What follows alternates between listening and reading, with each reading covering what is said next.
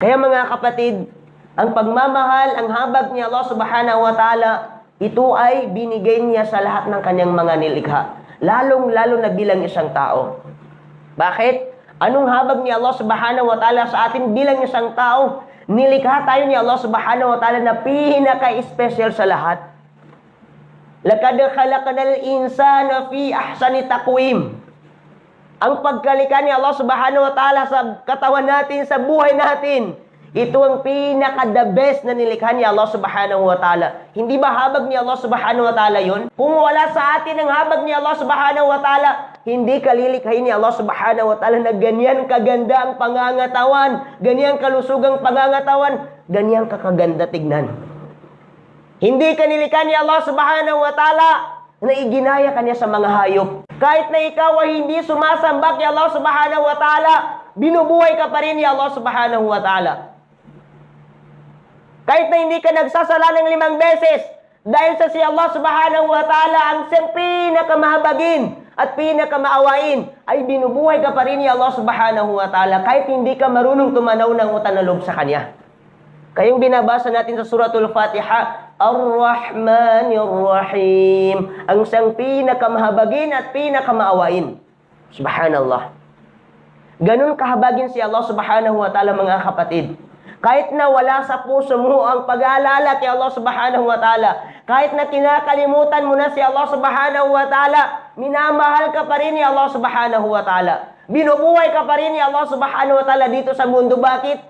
Hinihintay pa rin ni Allah subhanahu wa ta'ala ang pagkakataon na ikaw ay magbagong buhay at lumapit kay Allah subhanahu wa ta'ala. Ganun kahabagin si Allah subhanahu wa ta'ala. Subalit, kapag usapin ng gabay ni Allah subhanahu wa ta'ala, hindi lahat ng habag ni Allah subhanahu wa ta'ala sa mga tao ay may kaakibat itong gabay. Bakit? Ang gabay ni Allah subhanahu wa ta'ala, ito ay particular sa mga taong sumasampalataya kay Allah subhanahu wa ta'ala. Ano ba ang gabay ni Allah subhanahu wa ta'ala? Sino bang mga tao na binagkalooban ng gabay? Ang sabi ni Allah subhanahu wa ta'ala, Zalikal kitabu la rayba fihi hudan lil muttaqin. Ano yung gabay na yun? Ang kitab, ang Quran ni Allah subhanahu wa ta'ala. Yan na isang napakalaking gabay ni Allah subhanahu wa ta'ala para kanino?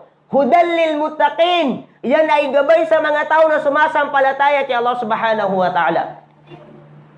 Kaya kapag ang isang tao, itinuturing niya ang kanyang sarili na siya sumasampalataya kay Allah subhanahu wa ta'ala, nararapat na sundin niya ang Quran ni Allah subhanahu wa ta'ala. Nararapat na sundin niya kung ano man ang sinabi ni Allah subhanahu wa ta'ala at umilag siya sa mga ipinagbabawal ni Allah subhanahu wa ta'ala. Yan ay gabay mula kay Allah subhanahu wa ta'ala para sa mga taong matatakutin kay Allah subhanahu wa ta'ala. Hindi ba malaking pasasalamat ng isang tao yun? Na binigyan tayo ni Allah subhanahu wa ta'ala ng gabay, ng Quran, na hindi tayo maliligaw sa tamang landas, na hindi tayo ibinilang ni Allah subhanahu wa ta'ala sa mga tao na wala sa kanilang gabay. Nang dahil sa walang gabay sa kanila, yun din na naging dahilan na sila ay nililigaw ni Allah subhanahu wa ta'ala. Anong halimbawa, mga kapatid? Napakaraming mga tao sa mundo, sila ay naghahanap ng tunay na pananampalataya sa kadahilanan na wala sa kanila ang gabay ni Allah subhanahu wa ta'ala, kaya hindi nila nasusumpungan ang tamang pananampalataya.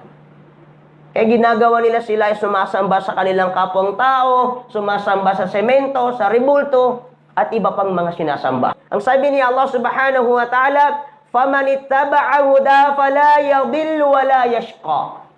Kung sino man ika ang sumunod sa gabay na yan, ay hindi siya maliligaw at wala sa kanya ang kalumbayan. Sa isang talatang sabi ni Allah subhanahu wa ta'ala, kung sino man ika ang sumunod sa gabay na yan mula kay Allah subhanahu wa ta'ala, ay wala sa kanya ang panghangamba at wala sa kanya ang kalungkutan.